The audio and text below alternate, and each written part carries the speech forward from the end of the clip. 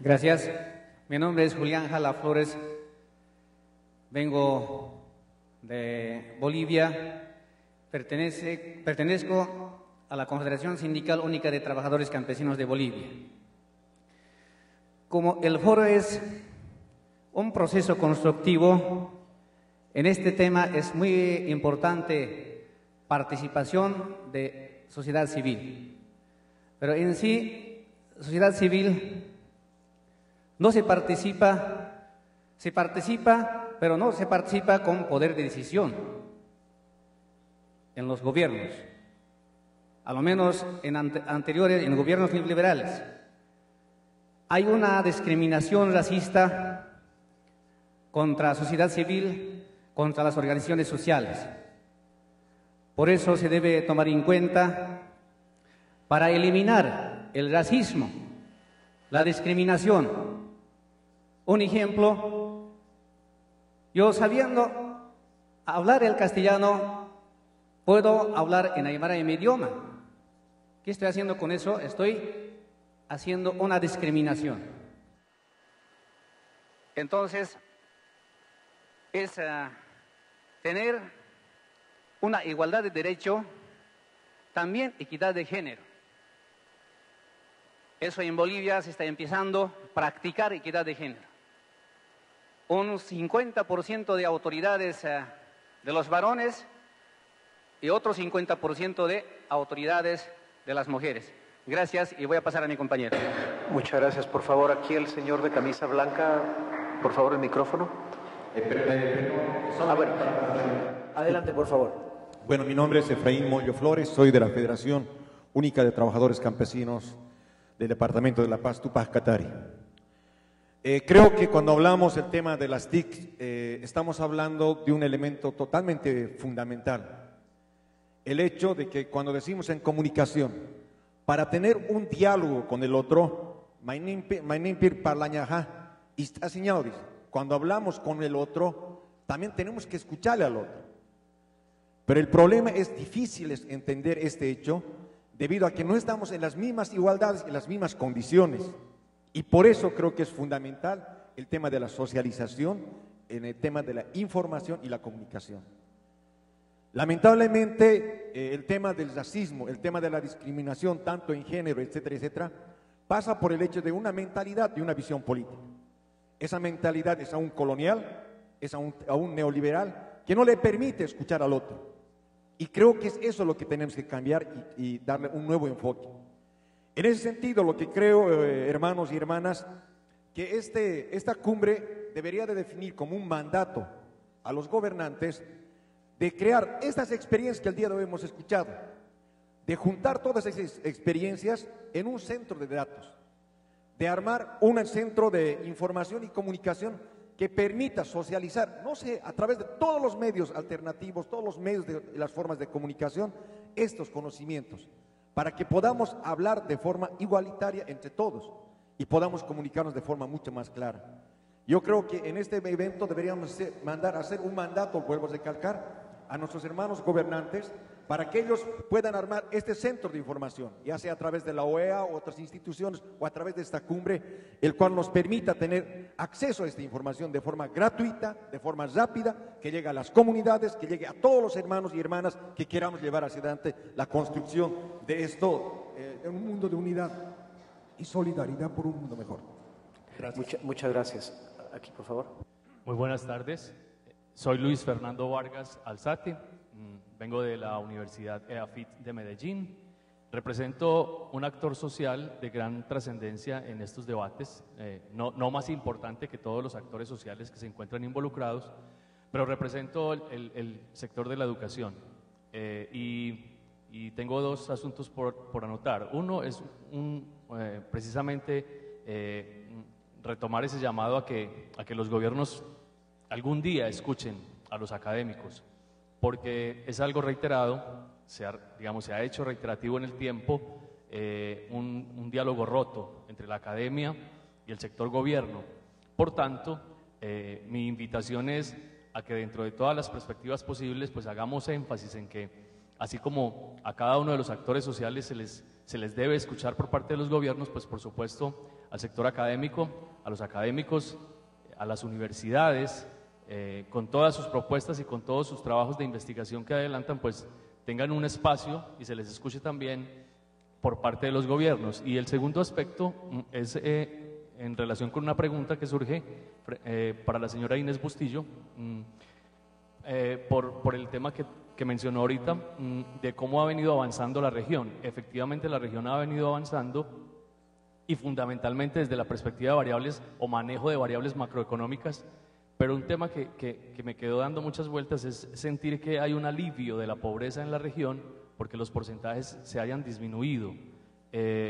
Realmente no pareciera ser así y quisiera hacerle la pregunta o si nos pudiera dar algunas luces más de por qué pensar que en la década segunda del siglo XXI ya se habla de un descenso en tema porcentual de la pobreza y se puede comparar en mejor medida, es decir, que se puede decir que se ha venido aliviando en relación con la última década del siglo XX, porque los porcentajes parecen muy similares y el caso, por ejemplo, de Colombia sigue siendo tan crítico o quizá más que hace 20 años o hace 10 años, pues digamos la última década del siglo XX. Muchas gracias. Gracias. Por favor, a la señora acá. Bueno, entonces pasémosle primero acá a la señora y después acá al frente. Ya estaba pensando que era invisible, ya estaba preocupándome. Juliana Reimer, de Lima, Perú, empresaria de pequeña empresa. Quisiera tomar el punto al señor de la OPS, quisiera si tienen estrategias de afrontar la epidemiología ante los cambios climatológicos y los desastres naturales. En el caso de la CEPAL, el porcentaje de la población de las Américas que somos incapaces de brindarnos y brindar los primeros auxilios, eso es para la OPS. El otro tema es fortalecer las capacidades de resiliencia de la población, esas son políticas de Estado, y la capacitación de la mujer. Cuando usted habló, doña Inés, sobre que las mujeres están cuidando a los ancianos, están cuidando a los niños, están dando un buen ejemplo a la generación, se cuida al anciano, pero cuando pasa un desastre natural, las mujeres tenemos mayor capacidad y la sacamos con pundonor de atender a los ancianos, a los niños y a los heridos y ver cómo volvemos a armar las casas y cómo podemos alimentarlos y abrigarlos, ¿no? Entonces, por ahí también que se dé un tema. Y acá se ha hablado toda la mañana de derechos humanos, pero vamos a hablar de las obligaciones humanas. Hasta ahorita no he escuchado por ningún momento hablar de obligaciones y de responsabilidades. Y ante el cambio climático y el impacto que tienen los países de Latinoamérica y su alta vulnerabilidad, tenemos que hablar que hay un derecho humano principal de sobrevivencia de la humanidad ante los desastres naturales. Y eso debemos de tener en cuenta, señor de la OEA, y quiero pedir a Dios, a ustedes, a la mesa, preocupémonos del alto porcentaje de mortalidad que se tiene ante un desastre natural y que este cambio climático no lo detiene nadie. Muchas gracias.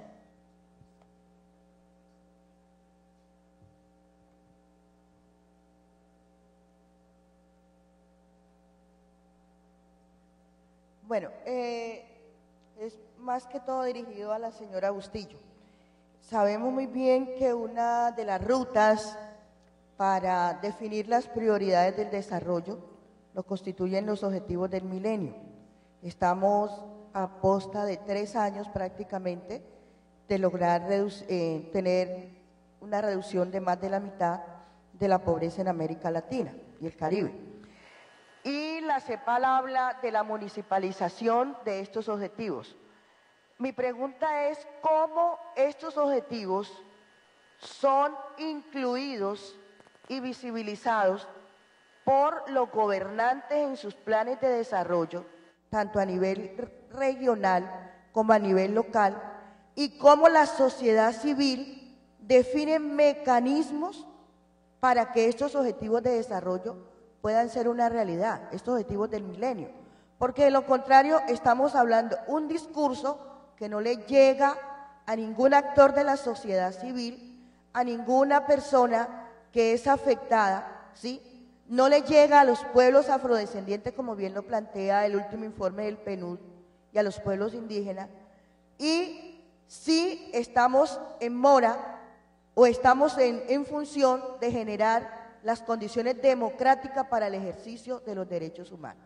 Entonces, cómo se articulan, cómo se visibilizan y cómo se empoderan o se apropian las comunidades para que haya recursos reales y efectivos en la implementación de estos.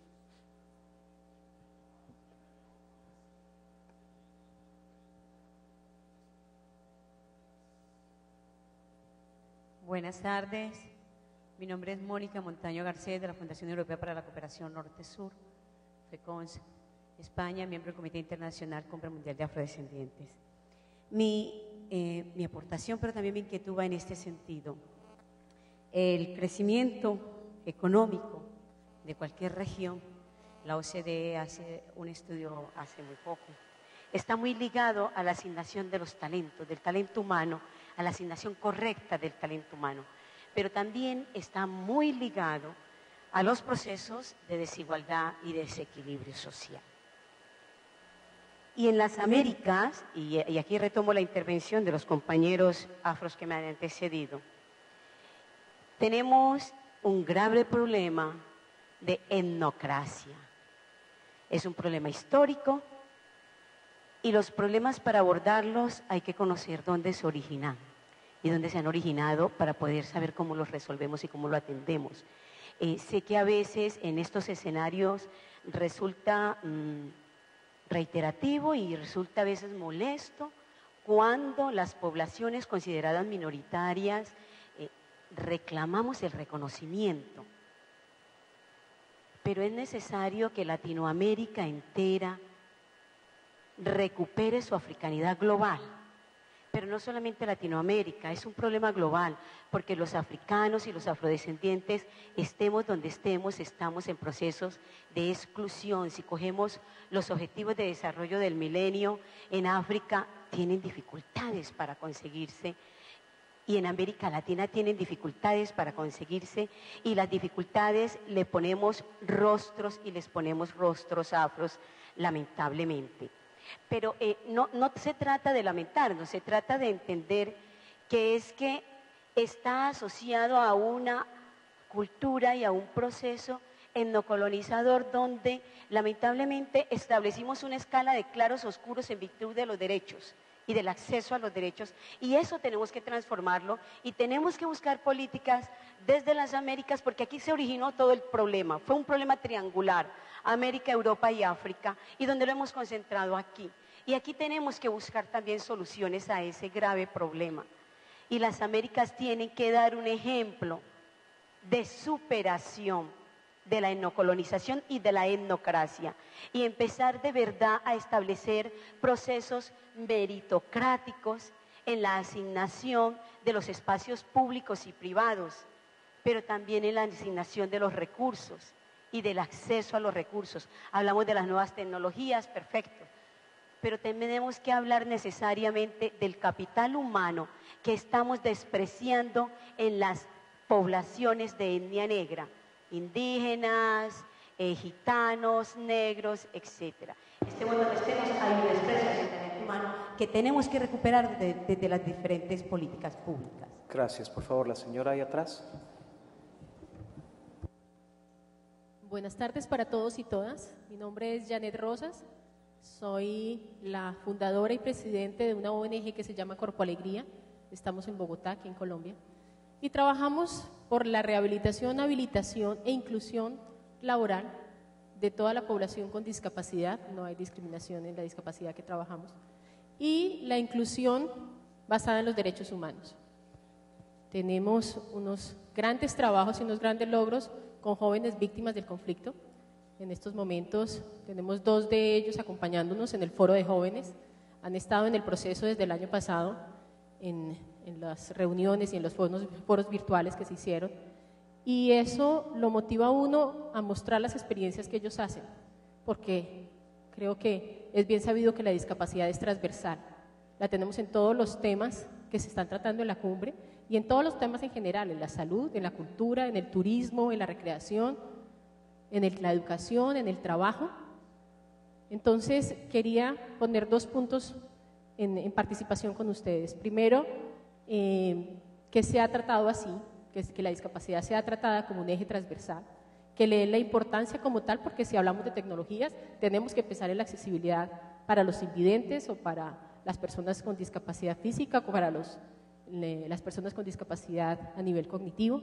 Si hablamos de pobreza, sabemos que también estamos en la población con discapacidad a nivel de pobreza. Si hablamos de desastres naturales, quiero rápidamente contarles una inquietud que tuvimos este año. En Bogotá se realizó un simulacro de temblor y en la organización, donde tenemos alrededor de 70 familias con discapacidad, se les hizo una pequeña capacitación a los cuidadores y a los familiares para que estuvieran donde estuvieran, pudieran tener atención a su persona con discapacidad. Llegó el día determinado del simulacro y en esos momentos muchas de las personas que estaban trabajando dejaron a sus niños o a sus familiares en situación de discapacidad solos. Cuando hicimos al día siguiente la retroalimentación, vimos que casi el 50% de nuestra población cortica, que estaban capacitados para tener poder llevar a cabo el simulacro, el 50% hubiera muerto, porque no teníamos un responsable que pudiera sacar de las montañas o que pudiera estar en el colegio y pudiera sacar a la niña en la silla de ruedas. Y lo llevamos a los colegios y lo discutimos. Salieron las niñas del colegio y a la niña con silla de ruedas la dejaron al final, los mismos profesores. Entonces es algo de pensar, es la capacitación y es el poder tener la inclusión como tal y el pensar en qué tenemos que hacer con nuestra población con discapacidad, no solamente en Colombia, sino en el mundo. Por favor, aquel caballero de misa, ¿se puede acercar el micrófono, por favor? Sí, termino el último punto. Creo que es bien importante lo que comentaban adelante y es poder tener acceso a los diferentes contactos de las organizaciones que estamos aquí presentes, de poderles explicar cuáles son las metodologías y los diferentes proyectos y trabajos que nosotros tenemos en Bogotá con acompañamiento de empresa privada y que se puede replicar a nivel de otros países también en inclusión laboral. Gracias. Hola. Bueno, primero, muchas gracias. Felicitaciones también a la organización. Yo soy Diego Suárez de Argentina, representamos a la Red Latinoamericana del Caribe para la Democracia. Y creo que lo que se ha hecho hoy es un análisis y querer un poquito tener un momento de reflexión, ¿no? Ese fue el objetivo de los paneles que habíamos escuchado esta mañana. Creo que para prepararnos, para ver mañana qué vamos a discutir entre nosotros y para ver qué podemos hacer para cambiar algunas cosas que hoy en la sociedad, evidentemente, de todos nuestros países está muy tensa y está muy fuerte. Los medios de comunicación hoy estamos viendo que dicen ¿para qué sirve esto? Y lo sabemos, lo hemos hablado, los que han estado en otras cumbres lo han visto. Y esa tensión que hay es, ¿qué podemos hacer? Creo que tenemos que verlo en 2 planos, en este marco de reflexión. Creo que a nivel del protocolo, a nivel de la diplomacia, hemos avanzado mucho. Nosotros hemos dejado de ser una bolsa de gatos de muchas organizaciones que peleaban por sí y no teníamos dónde discutir. Y hemos venido aquí y nos hemos ordenado, por lo menos metodológicamente, para discutir de diferentes problemas. Pero, si bien se ha podido en el proceso de cumbres focalizar en algunas reuniones y hacer importantes avances, yo creo que todavía nosotros, como organización de la sociedad civil, como lo que representamos todos los que estamos aquí, tenemos que volver a subir un poquito más. Y este marco que se ha dado tan organizado, que ha evolucionado muchísimo de la anterior cumbre hasta ahora, por lo menos yo lo he visto como un gran proceso, porque nos costaba mucho discutir en la anterior, creo que tenemos que ver y tomar una idea para mañana, como aporte. Vamos a hablar ya no con los jefes de misión que ponen la cara para escuchar el discurso de la persona que va a hablar en representación supuestamente de nosotros. Vamos a hablar el viernes supuestamente con los tomadores de decisión. Entonces, ya no son ellos solamente los culpables de la tensión o no tensión que la sociedad, esa demanda social que nos dice si se van de viaje y nada más. sino que nosotros tenemos hoy la necesidad de empezar a plantearnos cómo esta Torre de Babel, de un montón de verdades, cómo la podemos unificar para mañana, no pretendo ahora ni mucho menos, creo que no estaríamos en condiciones, para encontrar un método, una vía, un camino que sea un colectivo, una idea, para que de alguna manera le podamos dar algo concreto. Parece fácil, no lo es, pero para eso vinimos. Y creo que en ese aspecto es ponerlos ese deadline, ese punto. El viernes vamos a hablar con los tomadores de decisión. Ya no es más protocolo. ¿Qué vamos a decir? ¿Qué vamos a hacer? Creo que la tarea para mañana es esa. Y le agradezco mucho, porque la verdad que estos paneles y lo que se ha hecho esta mañana es ponernos en el estado de hasta dónde llegamos, pero ahora cuál es el desafío para el día de mañana. Era para eso nada más. Muchas gracias. Desafortunadamente son las 5 de la tarde, ya estamos muy por encima del tiempo y quiero darle un espacio a los panelistas para que hagan comentarios. La gran mayoría de las intervenciones no fueron preguntas sino comentarios, no obstante hubo algunas que sí se dirigieron a los panelistas, así que voy a darles en el mismo orden que hicieron las presentaciones, si quieren hacer algún comentario para luego concluir. Bueno, alguns comentários muito pontuais em termos da tecnologia da informação e da comunicação. A organização realmente está muito... temos mandatos, temos decisões de trabalhar, estamos trabalhando muito nesses processos. Imagina a riqueza e o benefício de ter a possibilidade de ter um sistema de e-health, que em alguns casos se chama e-health, outros países chamam e-saúde, outros e-medicina, para apoiar as áreas mais remotas em determinados temas técnicos da medicina e da saúde. Isso é uma coisa que se busca e que realmente já estamos trabalhando muito. Um tema também diretamente relacionado a isto, com relação à população, é a experiência de ter a possibilidade do uso da tecnologia de mensagem de texto através de celulares, que pode ser feito através de uma convocatória para uma campanha de vacinação, algo que tem hoje a população inteira tem esse aparato, ou mesmo um alerta de uma inundação, de uma emergência. Então, essas tecnologias realmente têm um efeito muito grande no setor saúde.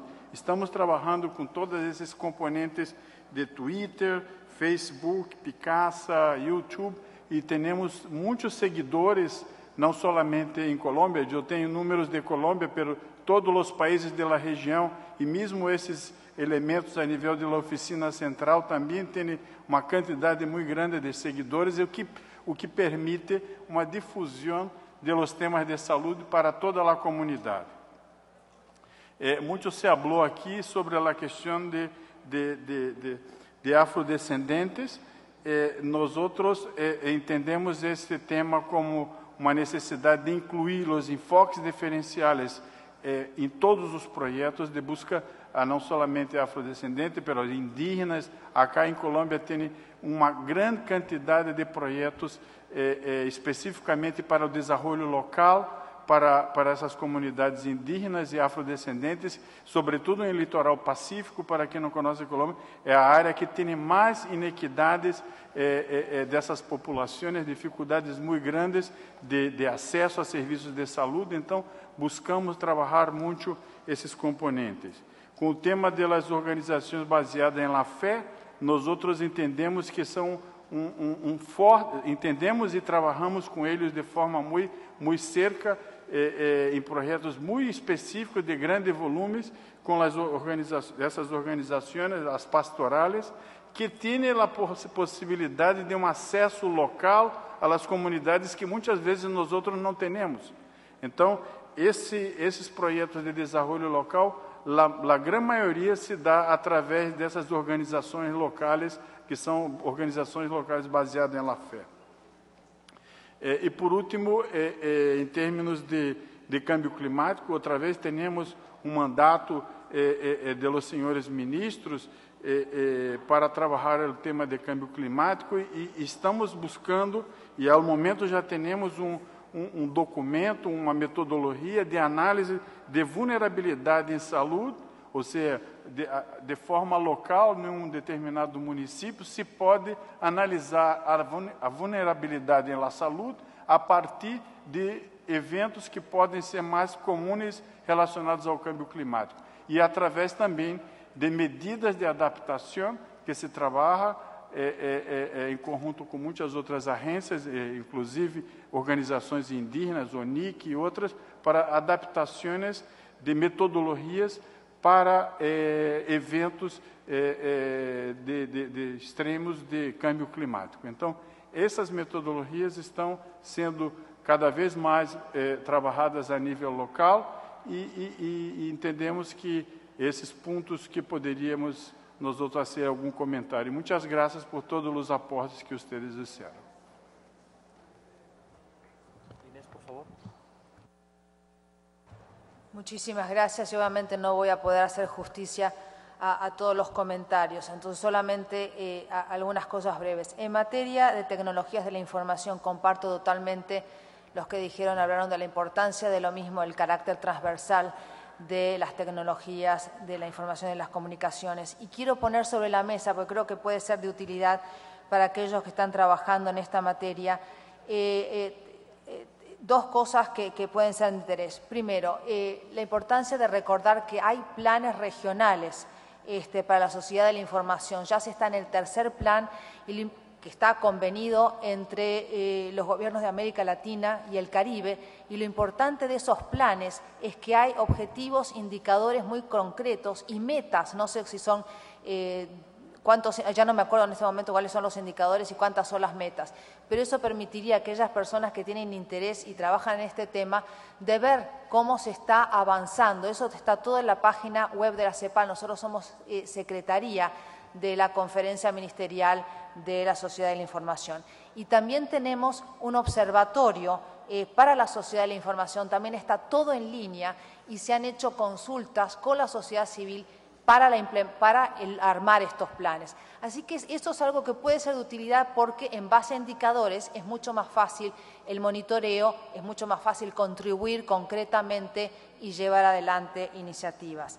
En materia de los ODM, bueno, para nosotros como CEPAL es la carta de navegación de las Naciones Unidas, pero creo que es un tema importante a nivel del hemisferio, simplemente porque los países todos han decidido la consecución de los objetivos de desarrollo del milenio.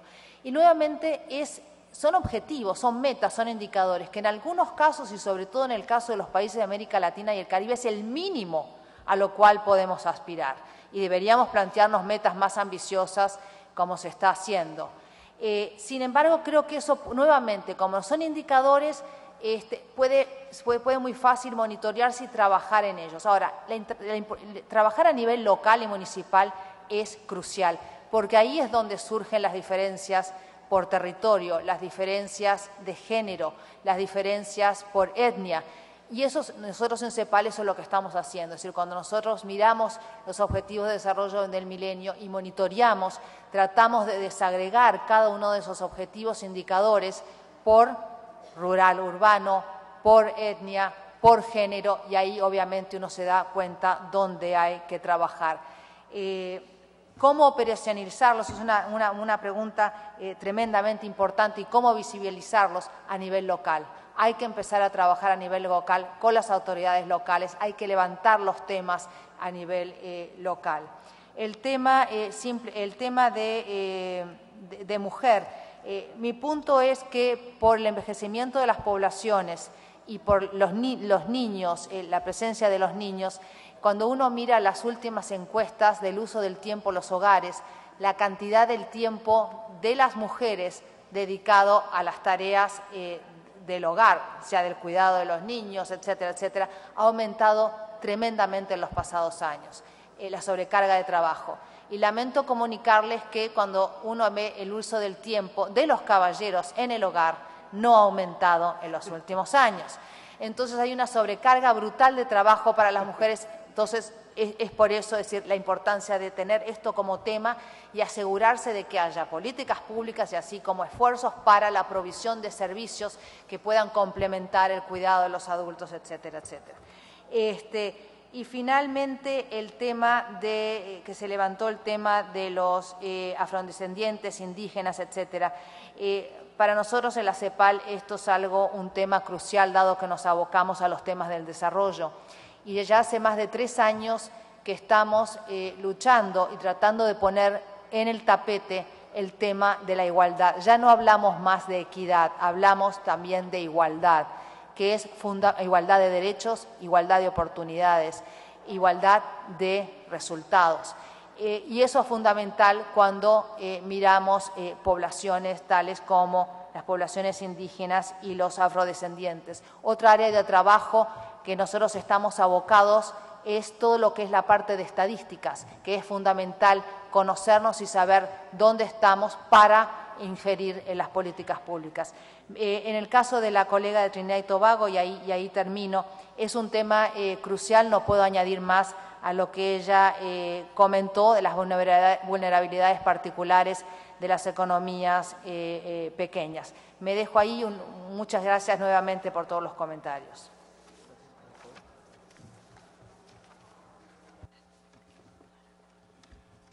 Bueno, yo me quisiera concentrar en algunas de las peticiones que se hicieron. En la mañana se hizo una propuesta concreta de cómo poner a disposición de todos las buenas prácticas y sobre todo lo que está pasando con los programas que se inician como respuesta a los mandatos de la cumbre. Nosotros vimos en la página de la Secretaría de las Cumbres un espacio en donde hay información de cómo van los proyectos. Y en la mañana, me parece que fue Juan Daniel Cifuentes quien propuso la creación de un observatorio en específico para los proyectos de la cumbre o los programas asociados con los mandatos de la cumbre. Pero si entendí bien, algo que quizás complementaría eso, es que también en ese observatorio se incluyeran todo lo que hacen las organizaciones civiles. Aquí vemos un número bastante importante de organizaciones civiles y la verdad sería importante saber cuál es el potencial de cada una para ver de qué manera podemos colaborar y hacer proyectos conjuntos, pues incluso a lo mejor hasta sin el apoyo de las cumbres. O sea, va a haber algunas acciones que podemos hacer de manera independiente.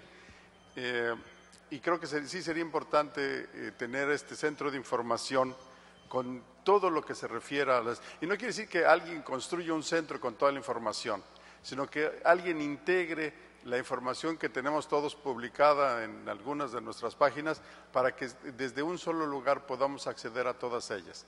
Y es lo que mencionaba yo en la presentación, que una de las funciones que puede cumplir uno de los organismos internacionales, puede ser CEPAL o puede ser la OEA, es el integrar esta información que es valiosa para todos y además difundirla, de tal manera que para todos nos sea fácil acceder a ella.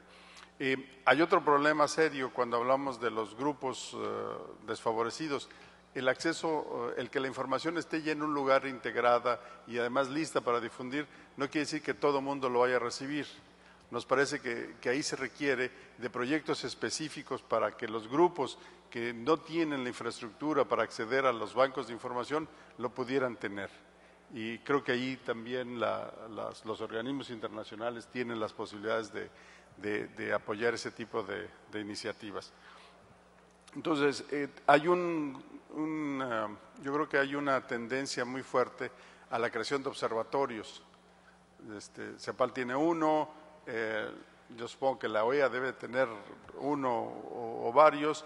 Yo sé que el IESALC, el Instituto para la Educación Superior de América Latina y el Caribe, tiene otro. Entonces, pareciera que también se requiere ahorita otra vez un espacio de integración y de difusión de todos los observatorios que ya están disponibles y que nos podrían ayudar a aprender de las buenas prácticas en todos los niveles. Y me parece muy buena la propuesta de que las sociedades civiles también tuviéramos un espacio integrado de lo que estamos haciendo bien y yo diría de lo que estamos haciendo mal. A veces se aprende más de los proyectos que hicimos mal que de los que estamos haciendo bien. Entonces me parece que ese espacio debería de contemplar en realidad todo lo que hacemos.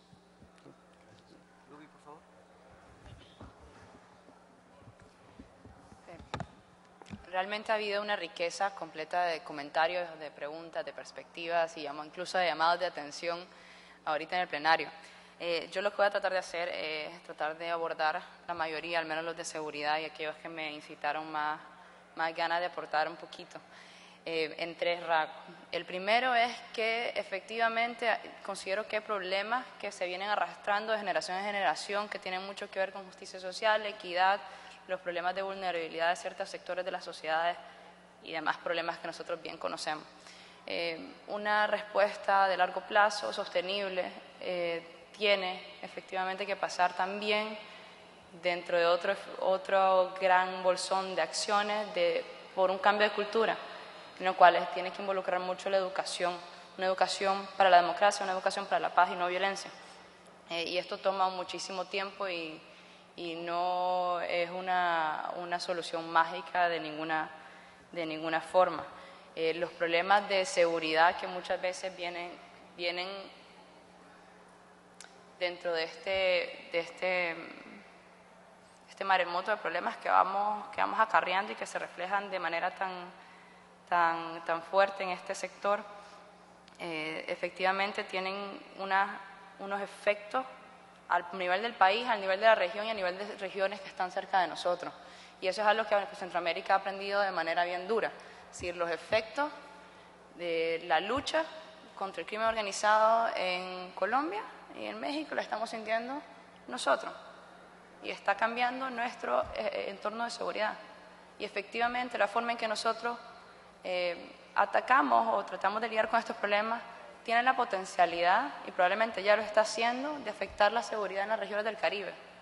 Y cuidado que después se va expandiendo más y también afecta la seguridad en el norte y en otros países del sur del mundo. Entonces sí hay una necesidad de tener enfoques coordinados a niveles regionales y a niveles mundiales, pero no tenemos que olvidar que los efectos de la seguridad son sentidos a nivel individual y a nivel de cada persona.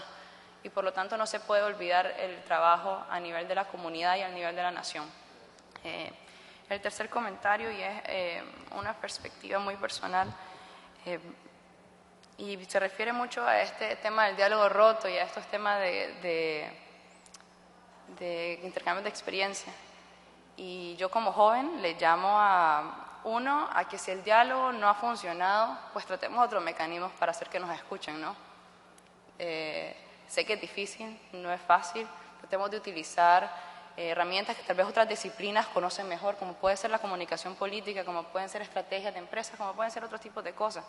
Pero nosotros estamos trabajando en estos temas porque tenemos un compromiso por el cambio social. Y si tenemos ese compromiso, tenemos la obligación de ir mejorando nuestras labores a la medida que sea posible. Y en cuanto al intercambio de experiencia, comparto la visión de don Francisco. Efectivamente, foros de intercambio son muy importantes, pero también podemos comenzar en casa y poner nuestra información a disposición de las cosas, de cosas que han funcionado. Nuestras páginas web, por ejemplo, y hacer uso de las nuevas tecnologías. Y con estos últimos 3 puntitos, pues creo que finalizo mi participación.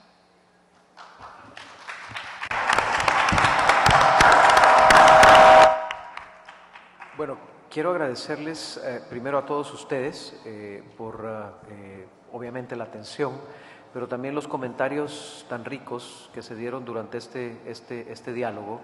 Y obviamente, además de nuestra parte de asimilarlos, también es una oportunidad para que ustedes mismos entren preparados al esfuerzo y a la dinámica que van a tener el día de mañana. Casualmente, el siguiente punto que tenemos en la agenda es por parte de Martín, haciendo un esbozo informando cómo va a ser la dinámica del día de mañana. Quiero también agradecer muy especialmente a nuestros panelistas, a Teófilo, a Inés, a Francisco y a Luby, por sus presentaciones, tan ricas presentaciones que ciertamente nos han, por un lado, incitado a este diálogo por la cantidad de comentarios que hemos recibido, pero también nos han dado una serie de informaciones que van a permitirles a ustedes también orientar ese esfuerzo que ustedes están teniendo.